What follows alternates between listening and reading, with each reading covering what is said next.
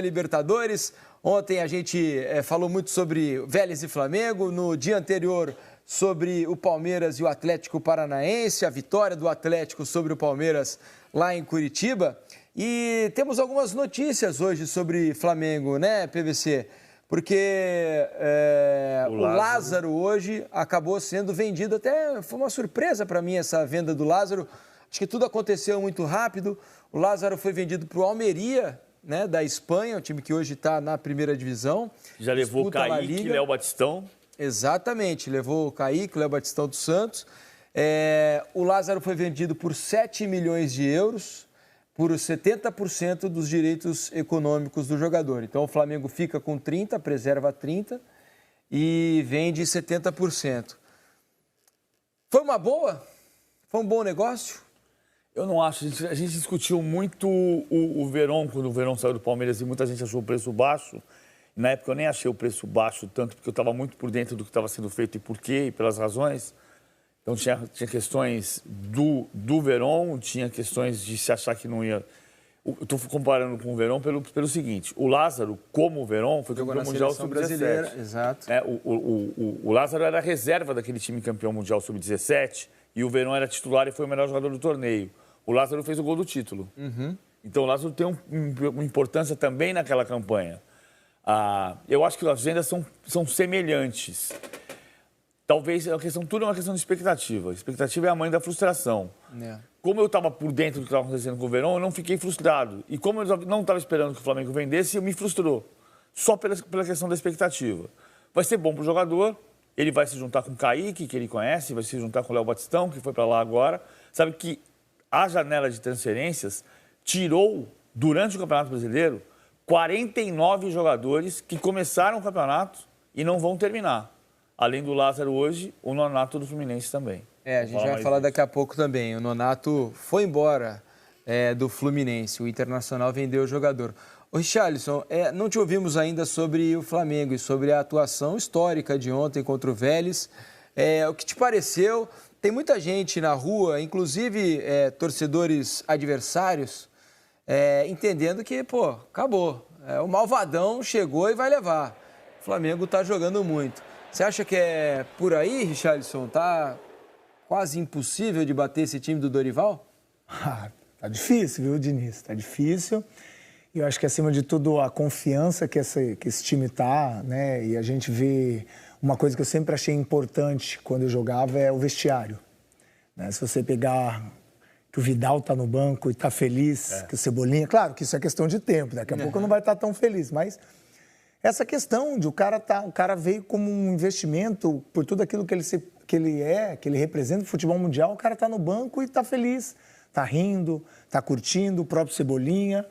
Então isso demonstra por que o Flamengo está chegando nesse nível. Claro, né, evolução de alguns jogadores, né, a forma com que o Dorival está trabalhando essa equipe, né, dando oportunidade principalmente para jogadores que até um tempo atrás o torcedor queria tirar fora, no caso, né, o Davi Luiz.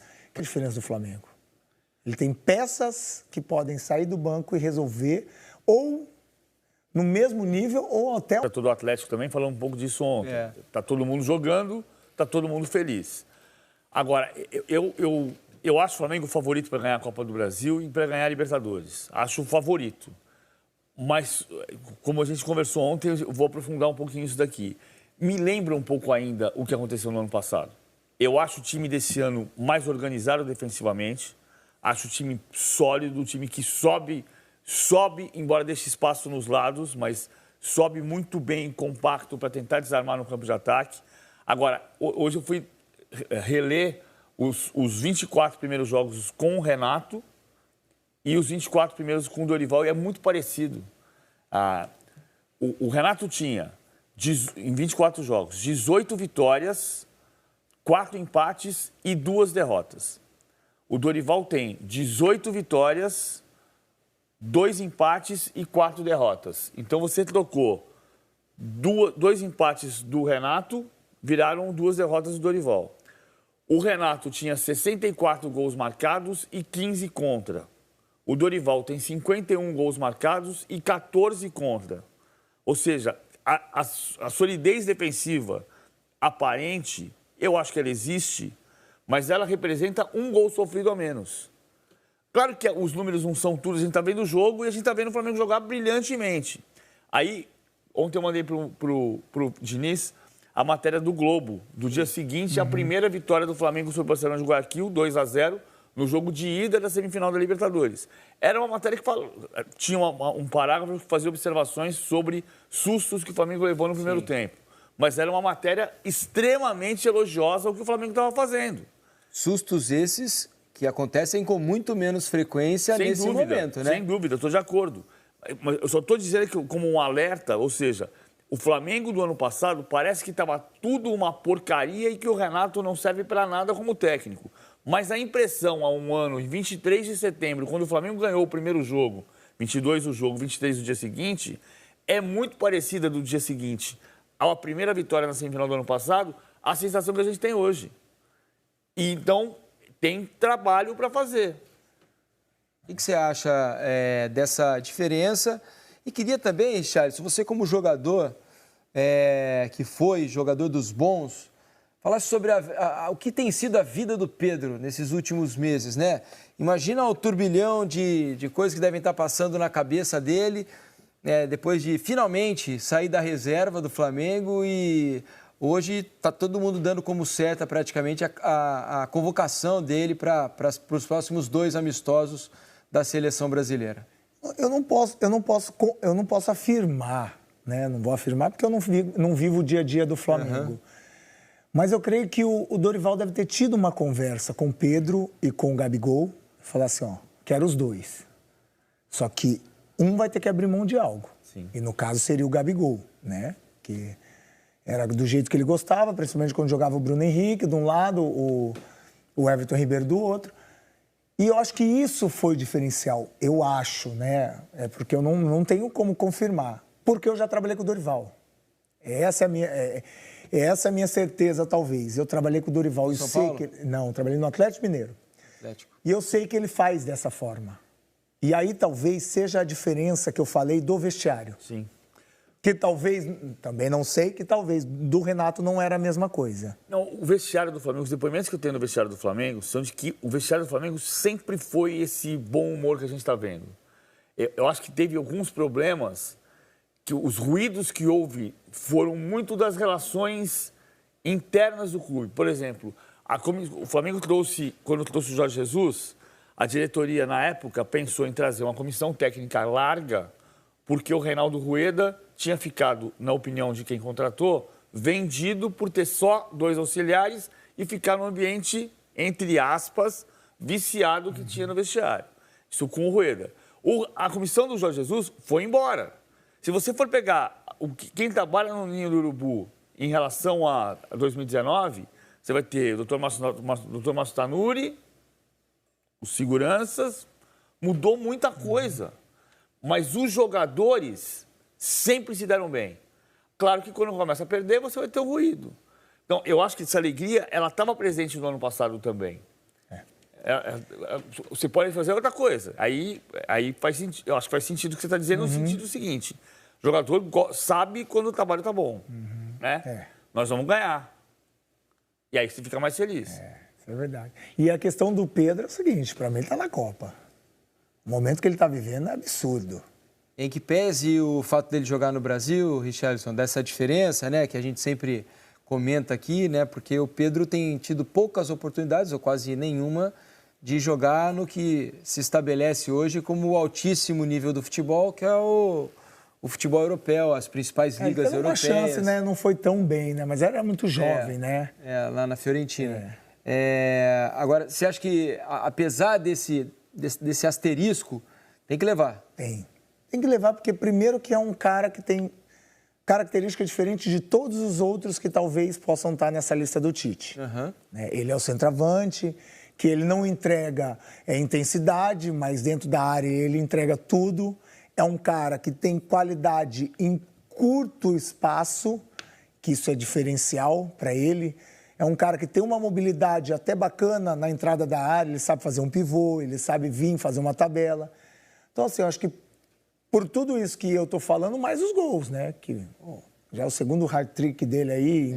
Então, assim, E o momento. Eu acho que, eu imagino que deve estar passando na cabeça do Pedro é o seguinte: quero que esse momento perdure até pelo menos a Copa.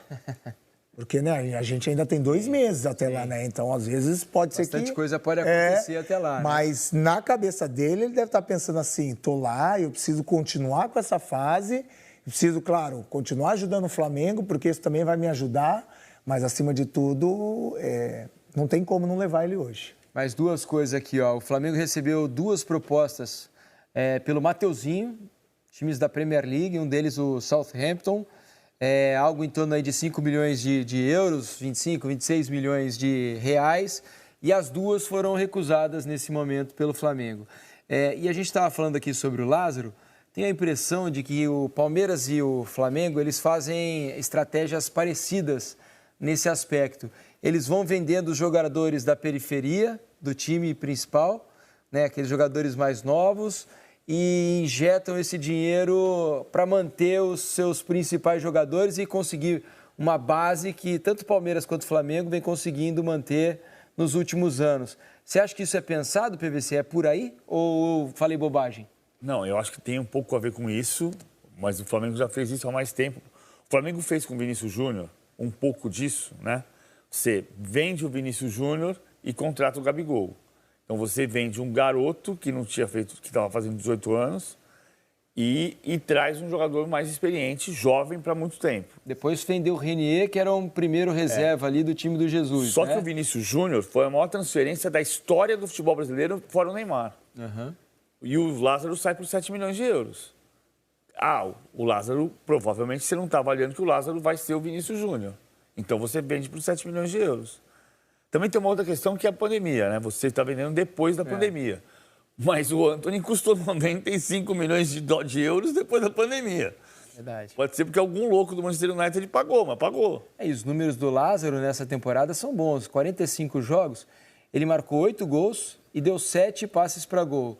Você pensar que é um menino que não é titular com frequência, são bons números, né? E boa parte desses 45 jogos são jogos em que ele não atuou muitos minutos, porque entrou ao longo do jogo, né, Richard? E acho que o mais importante de salientar do Lázaro é que ele mudava o perfil do time do Flamengo, né?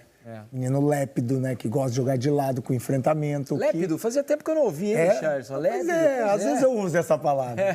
Mas entendeu? Então ele conseguia mudar essa característica. Eu também fiquei meio surpreso com essa venda, porque é um jogador diferente do que o Flamengo tem, né? Ele tem o Cebolinha. O Cebolinha já é mais um pouco experiente, né? Um cara que já tem uma outra visão de jogo, um cara que entrega isso, mas o Lázaro é aquele menino que bate o pé na área, até que ele fez o gol, enfim. Né? Eu fiquei surpreso. E pelo valor. Eu acho que o Flamengo poderia ter esperado um pouco mais. Agora, eu acho que tem uma diferença em relação ao Mateuzinho, pode ser, porque você sabe que, faltando agora 2 jogos de Libertadores, 3 jogos de Copa do Brasil,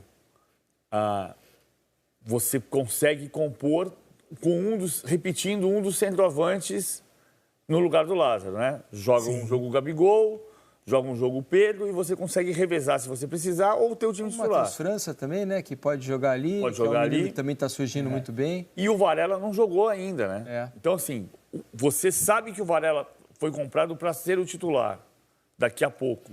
Mas ele ainda não tem adaptação suficiente. Então, o Mateuzinho faz falta na ausência do Rodinei. E acho que também percebe que o Mateuzinho tem potencial para virando titular do time, né? Porque é provável que o Rodinei saia no final do ano, né? A negociação pela renovação estava travada ali. Parece que as partes não desejam a continuidade.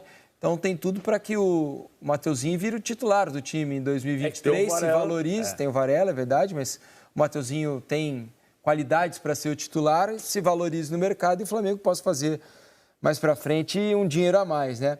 Vamos falar agora de Atlético Paranaense e Palmeiras, a vitória do Atlético. Richard